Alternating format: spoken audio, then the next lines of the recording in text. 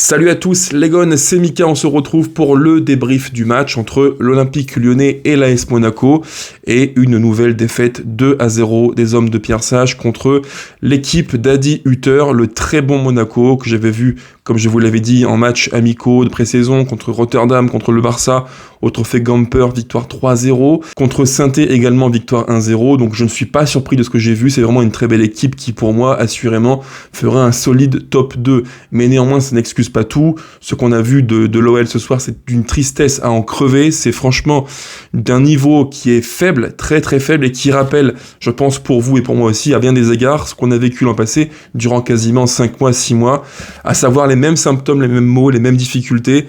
Comme souvent je le dis, mêmes ingrédients, mêmes recettes, une équipe qui est amorphe, qui manque de caractère, qui manque d'agressivité, qui manque de détermination et qui surtout est d'une fragilité tactique, technique et physique dingue, totalement dingue, et ça pose vraiment plein de questions sur les joueurs, sur l'effectif, sur les choix du coach, évidemment Pierre Sage, et aussi sur la stratégie globale de l'OL durant ce mercato estival. Ça on en parlera après. Je vous le dis par avance en préambule, mes excuses les amis, parce que ce sera forcément un débrief plus décousu.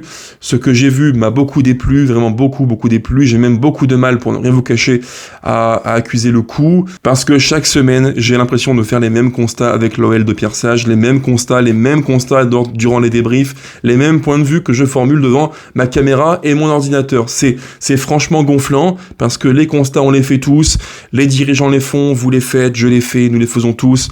Il n'y a pas de suspense en fait. Quand on dit depuis maintenant des mois et des mois que oui, l'OL est une équipe extrêmement naïve, très gentille, très convenue, qui manque d'agressivité, qui manque d'emprise mentale sur les matchs, qui manque de contrôle technique, ça, on le dit, ça fait maintenant des mois qu'on le dit. Alors oui, il y a eu l'embellie durant 6 mois, des matchs de folie, mais comme je l'ai dit à plusieurs reprises, on ne construit rien sur de la folie. Cet OL-là, non seulement n'est plus fou, il manque l'étincelle qu'on a vue durant quasiment 6 mois sous Pierre Sage, mais en plus maintenant il y a des lacunes qui sont de plus en plus frappantes et qui viennent chaque match nous pénaliser. Et c'est pas nouveau, j'en parlerai aussi après, mais les matchs amicaux ont donné une tendance très très forte sur ce que valait l'OL à l'instant T, il n'y a pas de surprise, c'est confirmé durant les matchs de Ligue 1. Alors avant de commencer, malgré tout, même si le cœur n'y est pas trop les amis, si vous aimez le contenu, pensez à liker, commenter, partager, activer la cloche et vous abonner, parce que oui, vous, contrairement aux joueurs de l'OL et aux dirigeants, vous êtes toujours présents au rendez-vous. Mille merci à vous. Allez, c'est parti pour le débrief. Ce que je n'ai pas aimé, ce qui m'a fortement déplu et ce qui commence vraiment à me gonfler. Alors si on fait un petit résumé du match, l'OL débute en 4-2-3-1, composition un petit peu inédite de Pierre Sage avec un milieu qu'on n'avait encore jamais vu dans mon souvenir, Maitland-Niles plus Cacré double pivot et numéro 10 Benrahma, à gauche Fofana, à droite Nuama qui se blesse très vite au cours du match, pour le coup lui il est un peu maudit le petit Ernest, et en pointe Alexandre Lacazette qui fait son retour, à mon sens un peu prématuré au vu de son état physique. La compo paraissait audacieuse, pour moi c'était un choix qui était intéressant dans la mesure où le 4-2-3-1 devait apporter, avec un numéro 10 comme Benrahma, un peu plus d'inventivité, de créativité balle au pied. Néanmoins, on a revu les mêmes défauts, comme je vous l'ai dit, mêmes ingrédients, mêmes recettes, même constat, même problème. On a revu ce manque d'équilibre qui est terrible et qui franchement montre que cette OL-là, sur le plan tactique, est une équipe qui est tellement naïve. C'est dingue de se dire que des gars qui ont joué dans de grands clubs, qui ont 29, 30, 31, 32 ans pour certains, sont à ce point-là naïfs. C'est fou, c'est complètement fou. On a revu ces fameuses séquences de jeu qui, moi, me rendent dingue, littéralement dingue, où on a un OL tellement naïf en transition défensive, et ça commence dès le début du match. J'ai pris un calepin sur lequel j'ai écrit quelques petites notes au cours du match, et tenez-vous bien, au bout de 2 minutes 40 de jeu, l'OL a déjà concédé 2 transitions rapides, attaque-défense, qui nous mettent en grande difficulté. Au bout de 2 minutes 40 de jeu, 2 transitions, rendez-vous compte, c'est juste fou. Et ça montre bien qu'on a encore affaire à un OL, là encore pas de surprise, qui est vraiment naïf et qui, sur le plan défensif, manque cruellement d'équilibre. Et j'ai le sentiment que Pierre Sage n'arrive pas à trouver la formule. C'est peut-être ce qui m'inquiète le plus à l'instant T. Il n'a pas la formule, il ne la trouve pas, il tâtonne. Et a-t-il vraiment les solutions pour y remédier ? Je m'interroge. Alors le match continue. Nuama sort très vite à la 14e minute sur une blessure, logiquement je crois aux ischios de ce que j'ai pu voir, en tout cas c'est ce qui me semblait. Et là, premier point de coaching qui m'a interpellé, j'en parlerai aussi après sur le cas de Pierre Sage, entrée de Mikotadze comme attaquant droit dans le 4-2-3-1. Je ne vous cache pas que je suis très circonspect de voir le roi Georges à droite, parce que franchement, On n'est pas sur un profil de joueur qui peut, partant de la droite, créer de vraies différences. Alors oui, techniquement, il est à l'aise, mais de là à être un joueur de côté qui se réaxe, en plus sur son bon pied côté droit, donc bon. Là encore, des questions auxquelles j'ai beaucoup de mal à répondre, je ne vous le cache pas. On poursuit le match, Monaco est très très bien, l'OL subit, il n'y a pas de surprise, je l'avais dit en avant-match, pour moi, ce Monaco-là, c'est solide top 2 derrière Paris en Ligue 1. Minamino, plus Ben Seguir, plus Mbolo, plus Camara, plus tous ces très bons joueurs de foot qu'ils ont, et je rappelle qu'ils ne jouaient pas avec Golovin. Ça fait encore là aussi relativiser la qualité de l'effectif de Monaco par rapport à l'OL. Bref, ce carré magique dans le 4-4-2 d'Adi Hutter, eh bien, il a fait littéralement mal, très très mal à l'OL, parce qu'en fait, on n'a jamais pu mettre un peu d'emprise technique sur le match. Et sur un tel match, tu as un effet miroir qui est terrible, qui nous fracasse la tête. Comme je l'ai dit sur Twitter, pour moi, il y a vraiment un effet miroir entre deux équipes. L'OL qui est décousu, qui n'a pas de fil conducteur, qui ne sait pas ce qu'il veut faire avec qui, comment, dont le projet de jeu interroge beaucoup. Est-ce qu'on veut vraiment presser, contre-presser? Est-ce qu'on veut dominer? Est-ce qu'on veut subir? Est-ce qu'on veut jouer en transition? On ne voit rien de tout ça. C'est un ensemble qui est très très flou, très opaque, pas clair. Et en face, t'as Monaco qui sait où il va, avec des joueurs 4-4-2 qui sont rodés les uns par rapport aux autres, des mouvements fluides, Minamino, Akliouche qui combinent l'un avec l'autre, Mbolo qui joue en appui remise, puissant, à gauche Ben Seguir qui rentre de la gauche vers l'axe, très percutant, voilà, bon passeur, bon frappeur, voilà, Zakaria qui était à la baguette, puissant, qui récupère les ballons, qui impose une empreinte physique, qui te conteste physiquement, voilà, c'est ça, t'as une équipe qui ne sait pas où elle va, et une qui sait exactement où elle va, comment et avec qui. Tu as deux équipes qui n'ont pas le même niveau à l'instant T, qui jouent dans des sphères très très différentes, l'une la LDC, l'autre, j'ai bien du mal à voir où elle va évoluer, parce que sincèrement, c'est tellement mauvais ce que l'on voit de l'OL de Pierre Sage. Voilà, c'est un peu la morale du match. Et alors après, le reste du match, là encore, c'est juste gaguesque, c'est vidéo gag, caméra cachée. On a vu encore, comme je vous l'ai dit, des séquences de transition rapide où l'OL subit, est en grand danger, sans un Lucas Perry inspiré. C'est pas 2-0 que l'on prend, c'est peut-être 3 ou 4, parce que là encore, il fait des parades. Faudra aussi les compter, les parades entre Rennes et Monaco. Je pense que Lucas Perry nous sauve peut-être 3-4 buts faciles, mais vraiment faciles. Donc le match continue, on est extrêmement passif, jusqu'au coup près, la sanction qui tombe, c'était logique, prévisible. Le but de Ben Seguir sur une passivité, mon Dieu, extrême. Je vous mets à l'écran les images du but de Ben Seguir. Sincèrement, c'est inadmissible. Voilà. Au foot, tu peux être techniquement moins bon, t'as le droit, ça arrive. Quand tu joues Monaco, qui est une très belle équipe de Ligue 1, t'as le droit d'être mauvais, tu peux être moins bon, c'est le foot qui veut ça, mais néanmoins, il y a un foutu ingrédient que tout le monde évoque souvent un peu à tort et à travers, c'est l'engagement physique, l'intensité, la détermination. Le sport de haut niveau, en foot, en tennis, en rugby, en athlétisme, peu importe, au judo, ce que vous voulez, c'est dans la tête à 80%, même plus. Et là, quand je vois que sur le but de Ben Seguir, il peut, alors il est quasiment à 30-35 mètres des cages de Perry, il prend le ballon, il se retourne, hop, il lève les yeux. Phase 1, il regarde, 1 seconde, 2 secondes.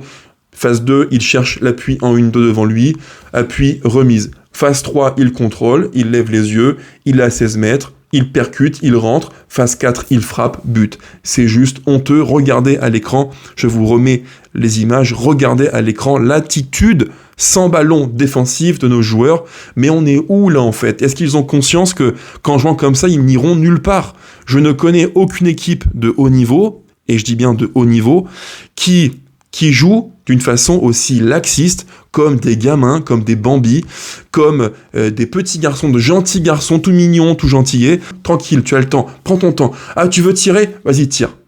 C'est juste honteux. Il n'y a pas débat, je vous mets à l'écran les stats du match. 1 tir, 0 cadré, 39% de possession de balle, donc on est largement dominé. Beaucoup moins de passes que Monaco. 0 occasion nette, 4 arrêts de Lucas Perry. Voilà, c'est ça le bilan de l'OL, contre une équipe très forte et très sérieuse de Ligue 1. Autant dire un match où il y a 0 contestation possible. Monaco mérite 1000 fois amplement sa victoire, et nous on est juste nuls, voilà, mauvais, nuls. Certains diront mais non, faut relativiser, il y a du bon, machin. Non, stop, faut arrêter. Et après la fin de match, il reste environ un quart d'heure à jouer, c'est la Bérésina, c'est gaguesque, tellement c'est honteux ce qu'on a vu sur le plan technique, physique, l'engagement et tactique. Le 2-0 arrive naturellement, parce que là encore, quand Monaco est à ce point-là en contrôle et en sérénité, bah évidemment on est plus proche de 2 que de 1 partout. Et ça arrive sur on peut le dire, un placement qui, là encore, interroge beaucoup de Niakate, que j'ai trouvé absolument affreux, logiquement. Pour le match prochain, c'est sur le banc. Parce que le match de Niakate, faites-en une compile, faites-en un best-of, montrez-le à tous les gamins qui, en France, débutent le foot à 5-6 ans, et dites-leur bien que ça, il ne faut jamais le faire en club, c'est juste interdit, impossible.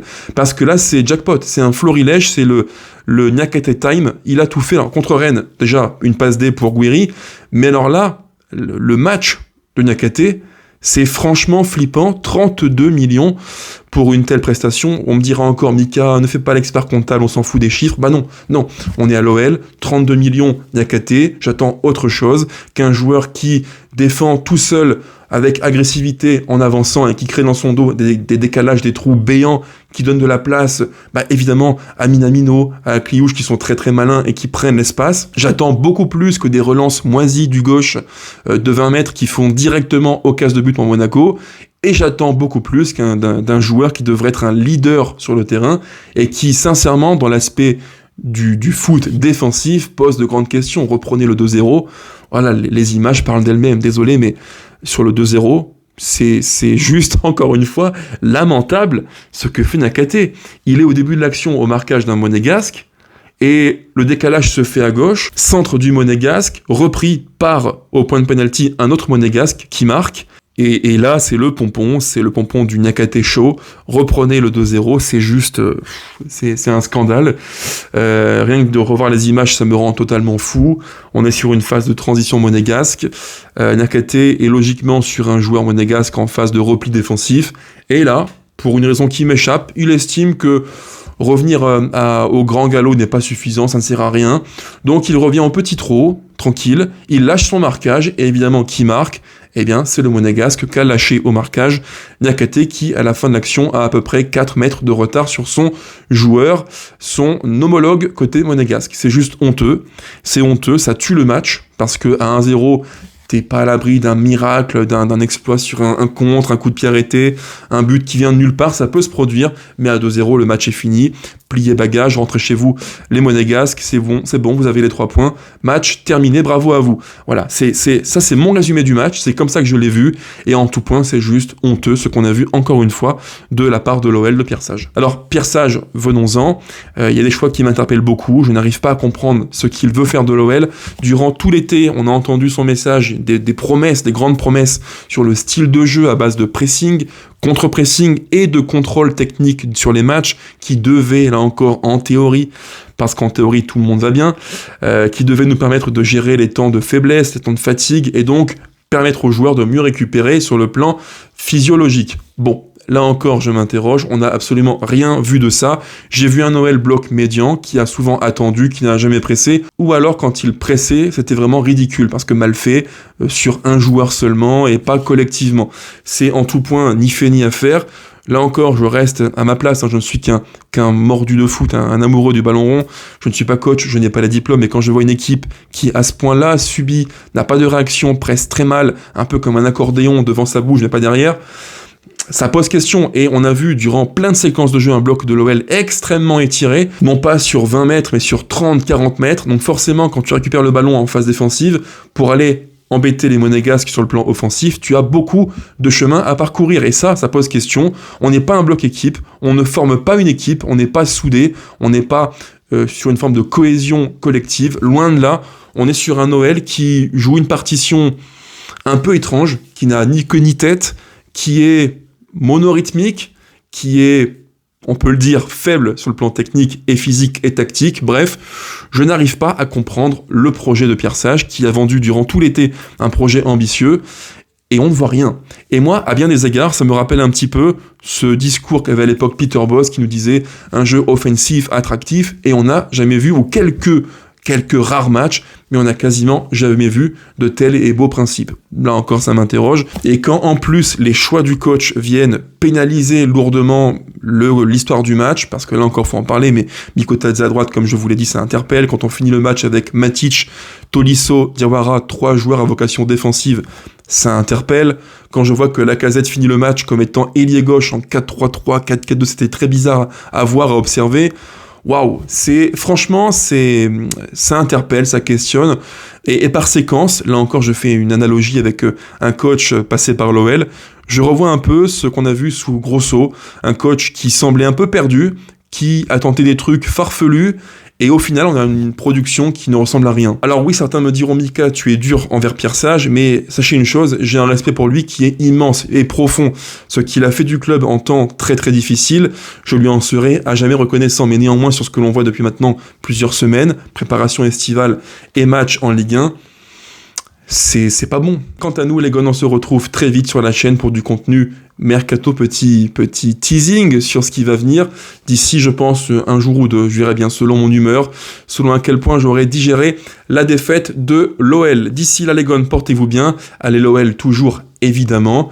À bientôt, je vous embrasse, c'était Mika. Ciao, ciao.